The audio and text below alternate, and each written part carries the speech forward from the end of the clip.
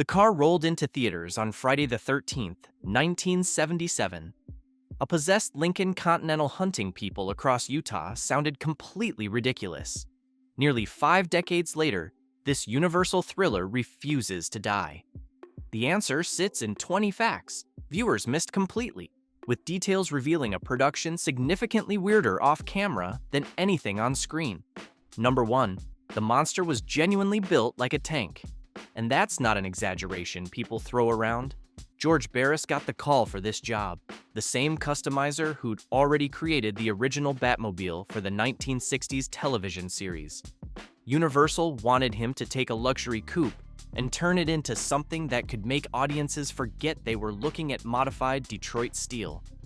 Production records that got preserved show the team used 18-gauge steel for the body panels, which is thick enough that small arms fire would probably just bounce off without leaving much more than a dent.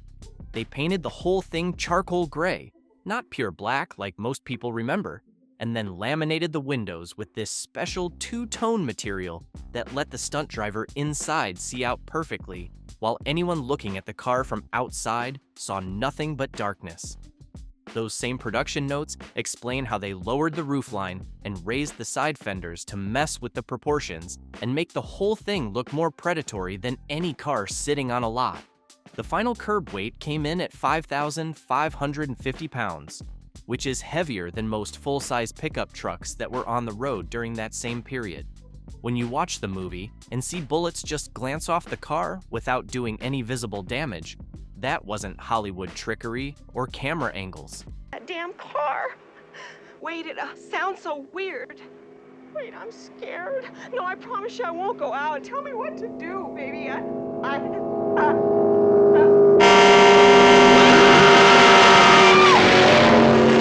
That was literally just how overbuilt these vehicles were in real life. Number 2, nobody can actually agree on how many cars got made for the production, which seems like it should be a pretty basic fact to nail down. The official production history compiled by Industry Archives says Universal commissioned 3 customized Lincoln Mark IIIs, each one costing somewhere in the neighborhood of $20,000 in 1976 money. But if you go read retrospectives and fan sites, and even some automotive journalism, you'll run into people who insist there were 4 cars total, 3 stunt mules for the heavy action work, and 1 hero car that got used for close-ups and beauty shots. The industry records are extremely clear and consistent about the number 3. The number 4 keeps popping up in later write-ups, Wikipedia entries, and message board discussions. It's one of those strange little mysteries where even something as straightforward as counting vehicles got muddy once myths and oral history started taking over. On genre films like this, especially ones that develop cult followings years after release, the legend has a way of swallowing the documented facts. Number 3, that menacing silhouette everyone remembers came from subtraction rather than the usual hot rod approach of adding stuff. Barris and stunt coordinator Everett Creech didn't pile on chrome trim and wild body flares to make the car look aggressive. They actually took design elements away. Door handles got completely removed so there was no human-scale reference point and no way to imagine yourself opening it like a normal vehicle. The roofline got chopped significantly lower than stock. The fender line got raised up so the grille and headlight area would read more like a face, or if we're being honest, more like a mask. Studio documentation spells out pretty clearly that they pushed the shape specifically to make it appear huge and dark and aggressive all at the same time. That's exactly why it doesn't look like any Mark III you'd actually see driving down the street, even if you found a pristine original from that model year. The proportions are deliberately wrong in a way that makes your brain work overtime trying to figure out what's off about it. Number 4. The release date wasn't just lucky timing or random scheduling. Universal opened the car on May 13, 1977, and if you pull up a calendar from that year, you'll see that it was in fact a Friday. Whether the studio marketing department planned this from the beginning as a clever promotional angle, or whether they just happened to land on that date and decided to lean into it afterwards, The connection between the release and Friday the 13th, superstition fused itself to the movie's occult themes in a way that audiences remembered. Some theaters apparently even promoted special Friday the 13th screenings. That association stuck in the cultural memory, just one more layer of strangeness wrapped around a project that was already plenty strange to begin with. Number 5. It genuinely was Jaws on land, according to the studio's own internal description of the project. If you've suspected for years that Universal basically wanted a land-based version of Spielberg's shark thriller, you had the right instinct. Home video releases and director commentary sessions confirm that the film got pushed into production explicitly pitched as Jaws, but on land. That marching order explains the entire structural DNA of the movie. You've got opening kills that establish the threat and show the predator can strike anywhere. You've got a small town that feels completely helpless because conventional responses don't work. You've got a local lawman, not a professional monster hunter, trying to improvise some kind of trap using whatever resources he can scrape together. And you've got an elemental evil that operates on its own incomprehensible logic and can't be reasoned with or negotiated with or understood on human terms. The studio wanted that exact same formula of an implacable predator picking off victims, just swapping ocean water for desert asphalt. Number 6. The script operated under a completely different title until publishing rights created a problem that forced a change. Through most of the development process, everyone involved knew the project as Wheels. Then somebody at Universal discovered that United Artists already owned the film rights to Arthur Haley's best-selling novel, which happened to carry the exact same title. Rather than get into a legal fight or risk marketplace confusion, the studio just renamed the whole thing The Car, sometime in early 1976. Production paperwork tracks the title swap and documents the rights conflict that made it necessary. Sometimes the path of least resistance is the one that ends up defining how everyone remembers something. Number 7. The opening sequence has completely legitimate occult fingerprints all over it, not just vague spooky atmosphere. The film starts with this voice intoning what sounds like ritual language, specifically a passage that begins with "O Great Brothers of the Night." That's modified text taken directly from Anton LaVey's Satanic Bible. Production history confirms both the quotation and where it came from. LaVey doesn't show up anywhere in the official on-screen credits, but multiple studio databases and filmographies list him as an uncredited technical advisor or creative consultant. That detail tracks perfectly with the movie's whole mythology about hallowed ground and consecrated spaces that becomes absolutely critical to the plot in the third act. The supernatural rules governing what the car can and can't do weren't just made up randomly by screenwriters spitballing ideas. They came from someone who actually understood ritual structure and occult tradition. Number 8. The car's horn isn't just making noise, it's actually speaking in code if you know what to listen for. That distinctive blast you hear multiple times throughout the movie, especially during kill sequences, wasn't just the sound department picking something that sounded creepy. Director Elliott Silverstein has stated in production materials and trivia documentation that the horn pattern was deliberately designed to spell out the letter X in Morse code. It's literally announcing X marks the spot right before someone dies. You can hear the staccato rhythm most clearly during the marching band field sequence, and in other moments when the car seems to be celebrating a successful kill. It's not random automotive noise, it's a death signature. Number 9. Composer Leonard Rosenman constructed the entire musical score around an ancient chant that's been associated with death and judgment for centuries. The Dies Irae, which translates from Latin as Day of Wrath, has functioned as musical shorthand for doom in Western classical composition, since at least Berlioz used it prominently in his Symphonie Fantastique back in the 1800s. Rosenman wove that medieval funeral chant through every major cue in this movie using low brass instruments, specifically tubas and trombones, playing in this grim processional style.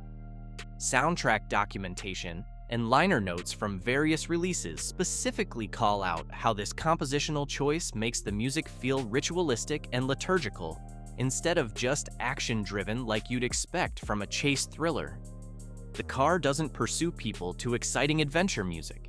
It stalks them to what essentially amounts to funeral music, which fundamentally changes how the scenes feel, even if you don't consciously register what you're hearing. Number 10, those Utah locations filling up the background aren't studio backlot fakery or matte paintings. The production spent a full 5 weeks shooting exterior footage across southern Utah before they moved back to the Universal lot for interior work. Official records list St. George, Hurricane, and Kanab as principal shooting locations.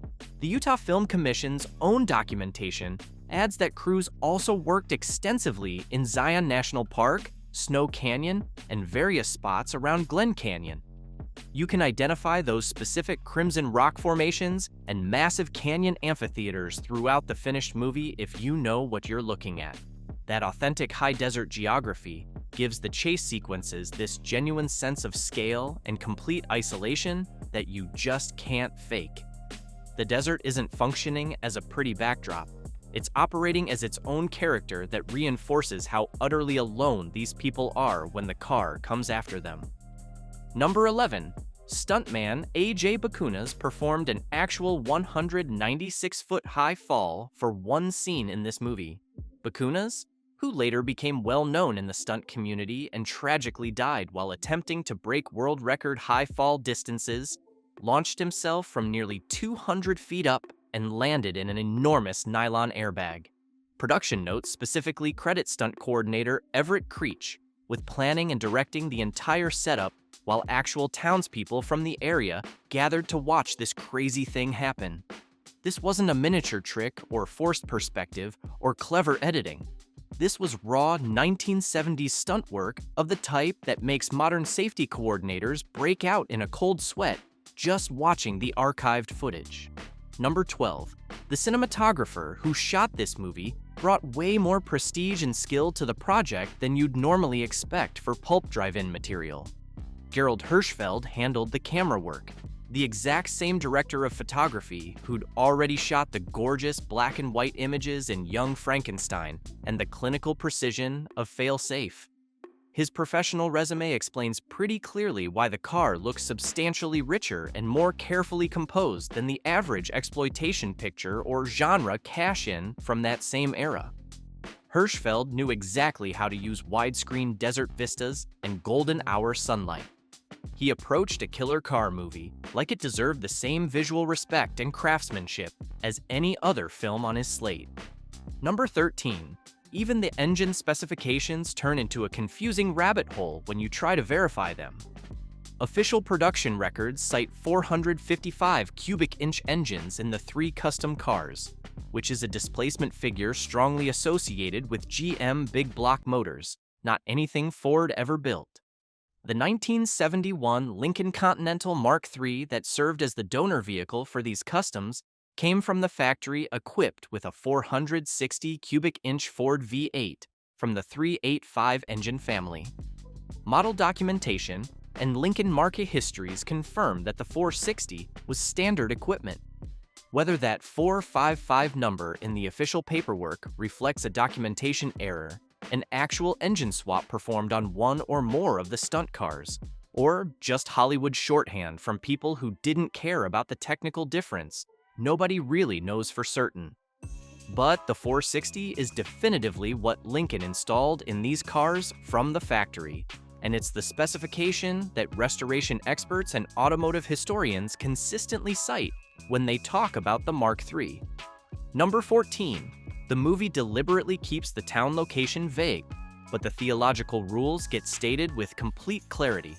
The film never puts a specific state name or city name on screen anywhere, but it does establish one absolutely ironclad rule that never gets violated. Consecrated ground repels the car completely. The cemetery sequence, where this vehicle rages and circles outside the front gate, but physically cannot cross onto hallowed ground, makes the limitation explicit and undeniable. Contemporary plot summaries and reviews describe this constraint as baked directly into the story logic from the very beginning, not just a convenient escape hatch for one scene. The car will ram straight through residential buildings and chase motorcycles off cliff edges without hesitation. But there exists exactly one type of boundary it cannot cross. That single limitation actually makes the monster more credible and frightening instead of less. Because even supernatural evil operating on incomprehensible logic has to follow some kind of consistent rules, or it stops feeling real and just becomes arbitrary chaos. Number 15. Two of the child actors playing the main family's daughters are real-life sisters you might recognize from other projects. Kim and Kyle Richards portray James Brolin's kids in the movie. These are the exact same sisters who appeared together in Disney's Escape to Witch Mountain and its sequel, Return to Witch Mountain. Many years down the road, Kyle Richards became widely known through reality television. But back in 1977 during production, casting them together almost certainly helped the family scenes feel more genuine and natural.